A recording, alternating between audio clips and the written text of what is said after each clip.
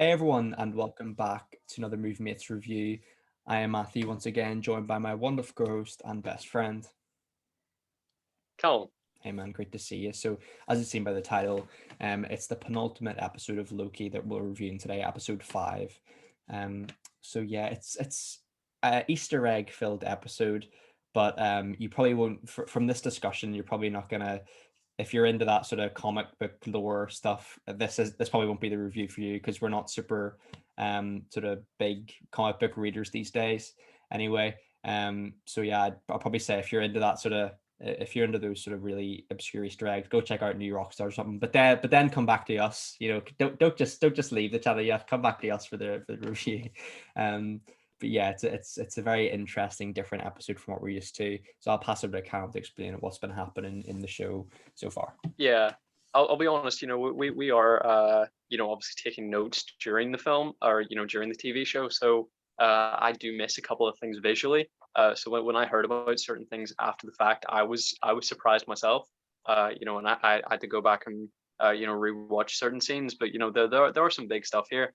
But before we've seen Loki has joined the TVA in order to hunt down this variant. It turned out to be a variant of himself. A lady who he has become either romantically or platonically interested in. We don't have concrete answers on that, but either way, it makes me uncomfortable. And I presume we'll be seeing a conclusion to that storyline next episode.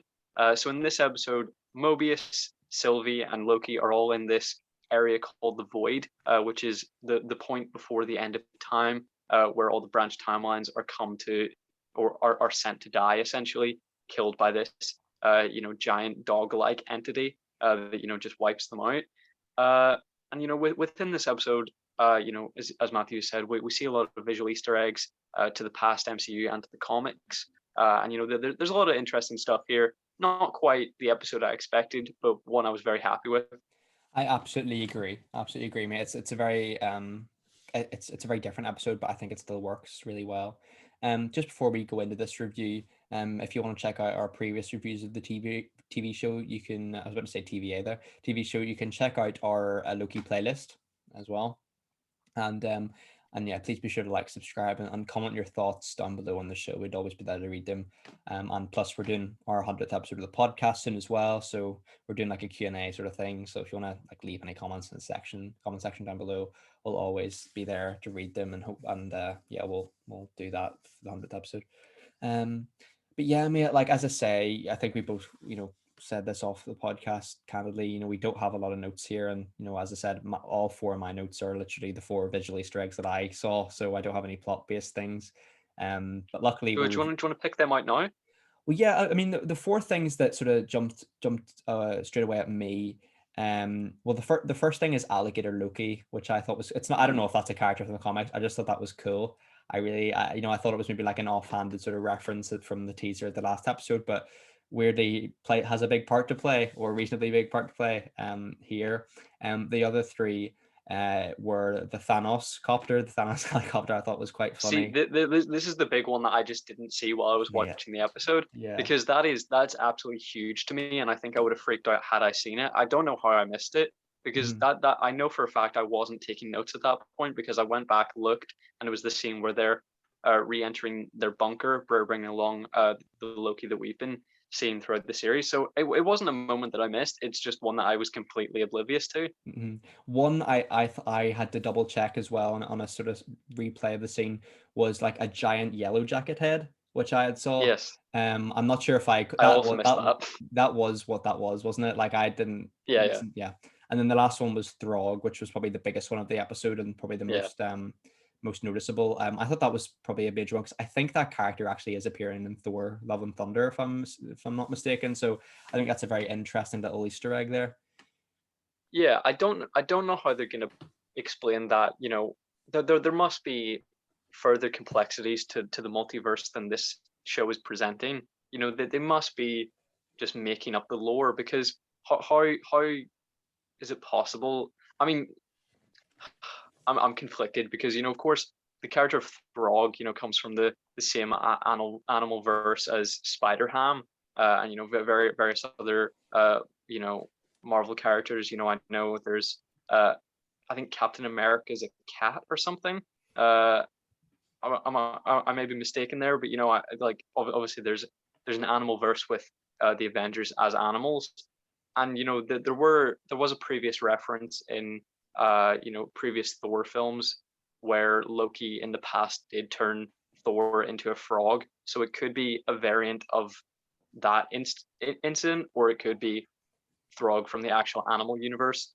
So if it is Throg from the animal universe, obviously that adds complexity to it being a multiverse rather than a variant from the sacred timeline. Yeah. And it's just getting a bit messy for me, because obviously Richard E. Grant plays classic Loki, who through context that we learn in this episode is actually a future version of Tom Hiddleston's Loki, who just lived a secluded future after he evaded death from Thanos in what we saw in Infinity War. So he's definitely a sacred timeline variant. And then there's President Loki, who looks exactly like Tom Hiddleston's Loki. So we can justifiably say that's a sacred timeline Loki.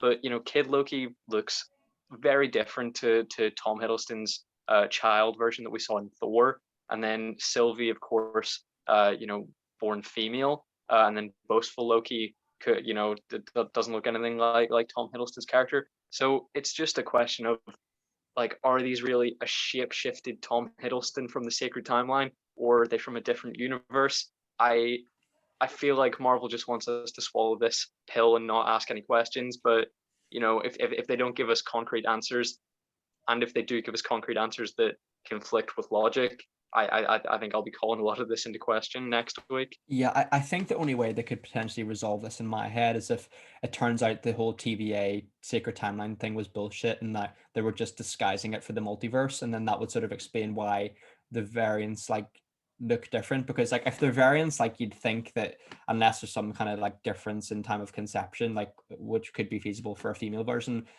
surely there can't be a timeline where instead of being born a human, Loki's born an alligator. Do you know what I mean? That's not a timeline variant. That's just a multiverse thing. So hopefully that they could explain it like that, I guess. But I mean, with that, how do you explain the Spider-Man? How do you yeah, do that? yeah, I know it's different. It's difficult too. One thing, I find it quite funny how the characters I, I watch everything with subtitles on. I think you do as well. And Yeah. the only way that we know the names of those characters is just by the subtitles of classic Loki, boastful Loki. They never explain what they're called or anything like that, which I know they're supposed to be Lokis, but boastful Loki to me could have been Thor. You know what I mean? Except in the show, he says I think he had killed Thor or something in his timeline or whatever. That was Kid Loki. Kid Loki, The sorry, boastful my Loki mistake. lied and said that he had he had gained the Infinity Gauntlet, and he had sort of Yeah. crippled the world to his whim. Yeah, yeah, and I think with the appearance of Kid Loki, do you think they're potentially going to set up a Young Avengers or something? Because I think that could be a possibility. Because Richard E. Grant's character sort of out of the out of the four variants, he gets the most to do, I would say. He's got a sort of nice Mm-hmm. sort of blaze of glory towards the end, and we'll get into that. But what are your thoughts on just Kid Loki, I guess, as well? Well, thankfully, I think that child actor was sort of in the sweet spot where he isn't incredibly annoying. I didn't actually look it up, but I mean, his accent sounds fake to me. I didn't actually look it up. I mean, he looks nothing like a young Tom Hiddleston. So, I mean, again, is this a multiversal character? We'll have to see, I suppose, or they'll just ignore answering that. But what is the name of the kid from Terminator 2 that pisses me off? Oh, Eddie Furlong. Yeah, yeah, that is, you know, Terminator 2, I think, is massively overrated, at least in the sense that it's not better than the first one. And I think that is in large part due to Edward Furlong, because I can't stand the kid. But here, I was like, this kid's doing an admirable job. Yeah, I thought he was decent. I thought he was decent. I really liked the episode. I think there was a potential worry for this episode to have wasted Richard E. Grant up until the point where they killed him. Because I kind of thought, Richard E. Grant's a massive star and they've kind of just wasted him with a few funny one-liners. But I'm glad at the end he has sort of his send off, and it kind of seems like as time goes on, similar to how Thor works, Loki's get a bit more powerful with age. Richard E. Grant sort of he's developed abilities that like Loki's never used in any of the films, which I find bizarre. And like he's sort of making a construction of like I don't know if it was Asgard or something. I guess that's what it was, a Yeah. projection of that. But it also seems like Loki's can just create things like tangible things like Hmm. daggers and blankets out of nothing, which kind of makes you think like why has he never thought to use that before? Because it seems like Yeah. a very handy ability. And then he used telekinesis in episode 3 to sort of push that building up from falling on them. Yeah, it seems less like he's shape shifting to look like he's wearing something different to where now he's actually conjuring existing matter, which is, yeah, it's a big level up. And I do think even one episode in one television show is still a waste of Richard E. Grant. I think he is I a love him, really mate. great casting of future Tom Hiddleston, but it is a waste when clearly he could have been a series long villain, I think, or I agree. a villain in multiple films. He's an actor of great caliber, and obviously I thought that he'd be a bit of like a serious buzzkill kind of guy. I thought maybe he'd be he sort of wouldn't participate in this silliness, but then he's wearing the silliest costume conceivable. So clearly he likes to have fun with his role. So it's not like he finds himself above the MCU because he's a part of it in the most ridiculous role that he could conceivably have. Yeah, So I I agree. feel like he would happily done a multi-film arc that we're just never going to see now. Yeah, I'm a huge Richard E. Grant fan, mate. Like, I would love to even see him in like a potential X-Men role as like Mr. Sinister or something. Like, that's the role that immediately jumps into my head. Well, obviously with sort of the links to Logan there. Um, but yeah, like I think he's a great actor.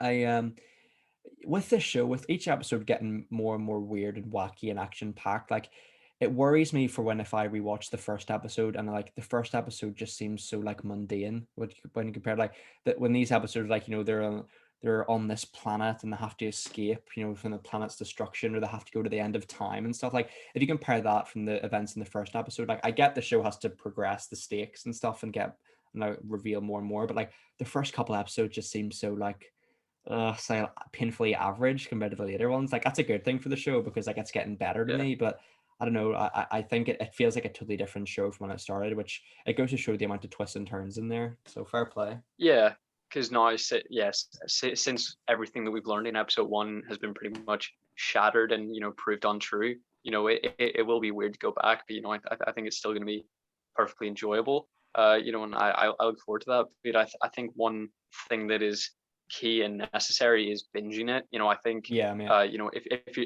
going to rewatch it, you have to shotgun it in one day because I think this show would play a lot better if it was if you could get answers immediately because this just brought to my attention how irritating week to week television can be, Yeah. especially when things end on cliffhangers. It really pisses me off. A worse thing than that is when a season ends on a cliffhanger because I think a season you should always be hyper aware of the fact that you could get cancelled, and a lot of shows intentionally have a cliffhanger in order to convince the studios to keep them going, so that they can answer this cliffhanger. If they have a contained story Yeah. that's satisfying as a conclusion, then they might cancel us. That's sort of the fear by TV makers. But I think it's just more respectful to the audience to tell a contained story. Even if it is at the risk of possible cancellation, because then at least they get a point A to point B completed arc. 1,000,000%, mate. 1,000,000%. I don't know if this show is going to get another season, but hopefully season one ends with like a definitive sort of conclusion. I hope so. Next, I wouldn't be a big fan of sort of cliffhangers at the end of a season. I Yeah, don't. because Yeah, I don't think necessarily that this is going to be like Marvel's flagship time show. I think we could see a wildly different story arc in season 2. I agree. I absolutely agree. Any more remarks on the episode, man? Just a couple.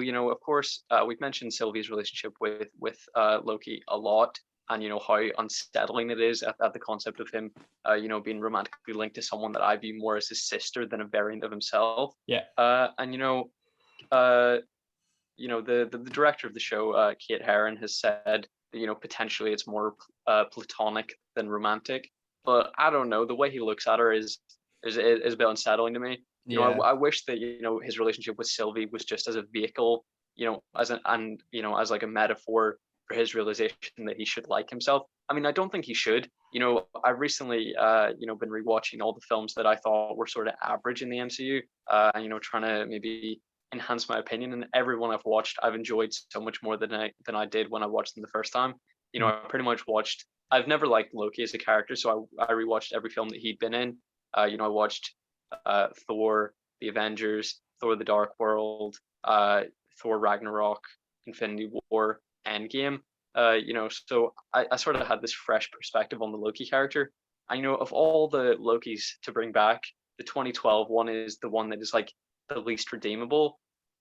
Because at least in Infinity War, you like him because he sacrificed himself. In Thor, you kind of empathize with him because he's been lied to all his life. But by the Avengers, you're really calling into question, what kind of person this is. I mean, I did entirely forget though that he is sort of under the influence of the Mind Stone, with his scepter. So I mean, he is pretty susceptible to the rage that causes, because even the Avengers, who are meant to be these pinnacles of morality, are sort of infighting. Whenever they're around Yeah. around the scepter. So I mean, there's a certain level of plausible deniability in that. But I forget what I've been saying. But pretty much, Well, one thing I'll I say, this isn't the Loki that should like himself, but at least if you're going to use the silly character to bring out something redeemable in him, I wish it was more I like myself than I want to have sex with myself. yeah, definitely.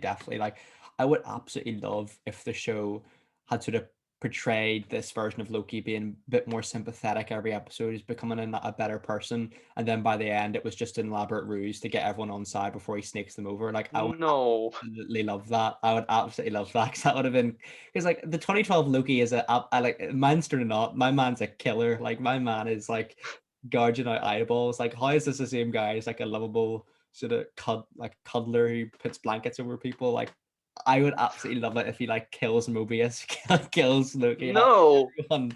Yeah, mate, kill them all. Kill them all. Maybe not You Mobius, know, but like, the show is called Loki, and we were, you know, in the second episode, we find out that they're, well, we found out in episode one, they're after a variant of Loki. In episode two, they go after this variant of Loki, and then this episode is all about different variants of Loki. So, I mean, it would not be surprising if the person behind the TVA is another Loki, but yeah, it's not what I want whatsoever.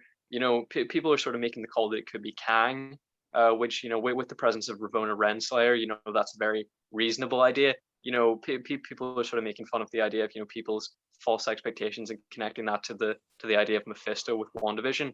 But that was a very, very reasonable idea. People suggesting that Mephisto was behind that and then looking for where Mephisto would be. People are memeing that, making fun of that. That was at the the most time it made reasonable sense. Yeah, assumption you could make out of the context of that show and the stories it was based on. And then to hear that the WandaVision writers hadn't even like heard of Mephisto, that was just like, it seemed like a bad joke, but I don't know that it was, based on the fact that they were saying it was fans' unreasonable expectations. I thought that was poor on their part, I'll be honest. So yeah, here, I'm not going to hold my breath, because I think it could just be Kevin Feige does like to keep things simple. You have these delusions of grandeur in connection to these shows, and then you're fatally disappointed. You expect this big twist, and it's just the most obvious, the most obvious solution. And right now, the most obvious solution is that it's just another Loki. An equally sensical approach would be that it's Kang, because of his upcoming appearance in Ant-Man and the Wasp: Quantumania, and the presence of Ravonna Renslayer, who is his partner in the comics. So I mean, it would make absolute sense. So would a Loki, I guess, because it's his show. We've seen a lot of variants. It wouldn't surprise me, but then you would think Sylvie's hatred for the TVA, would be shared by all the Lokis, but maybe not. It wouldn't surprise me, but it would disappoint me. yeah. I'm really excited to see. Like, I don't know why I keep doing this, mate. So every time I build myself up for an exciting twist in a Marvel project, it just sets you up for failure. Like, in my head, it's like it's gonna be Kang as, part of me thinks it might be like Odin or something, like just fucking with Loki or something, like something weird like that, or just, I don't know, something crazy. But if it ends up just being like some made up character, like it ends up like, you know, I don't know, like the timekeepers were real all along, like something silly like that, I'll be so disappointed, which is so I'm such a hypocrite because I'm falling into this trap again of hyping myself up, but I mean it in a way that it's compliments the show, because fair play to it. We both said this was not our most hyped Marvel project, or let alone Disney Plus show. Like, we were not hyped for this whatsoever, and I've definitely come out the other side one of my favorite Marvel projects in years, and I generally do mean that, mate. Like, I think this is the best Marvel TV show season since like Daredevil season 3. Might even be above Daredevil Yeah. season 3. Like, it's that good.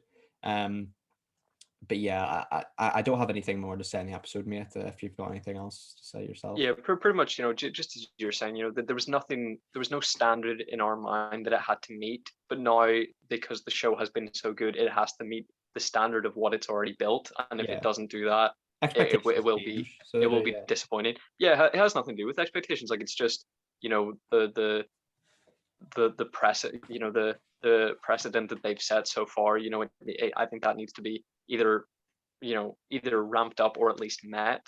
yeah, I agree, mate. So if you're gonna rate the episode out of 10, what would you give it? I think for visual Easter eggs, this episode is really, really enticing. Richard E. Grant, I think, was a fantastic presence. He's a great actor. I think he has a lot of charisma, but brings a lot of drama. To any situation. So he was one of my favorite additions to this cast.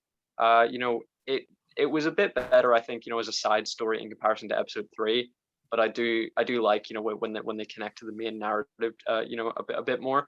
In a 6 episode series, I understand, if you're pretty much getting, you're essentially getting, two movies lengths of a story.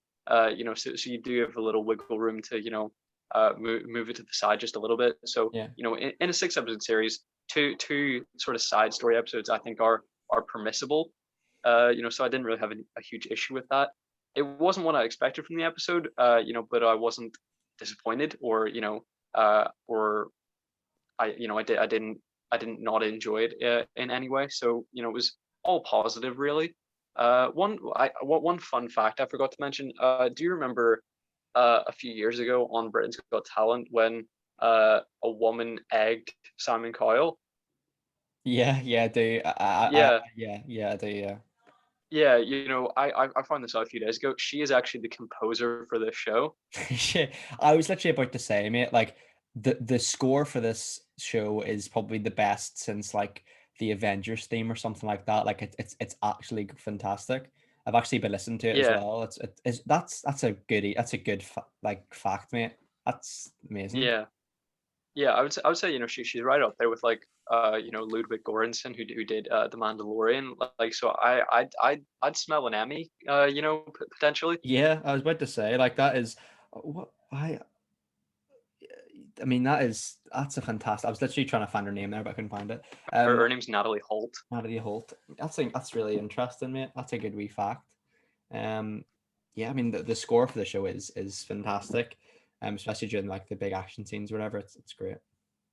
Yeah, and onto a rating, I'd say, it's maybe my third or fourth favorite episode of the season. I did expect it to be my favorite, just from the presence of Richard E. Grant as classic Loki. I think when you see anything that dumb and ridiculous and, comic rooted, I think that really has a lot of appeal.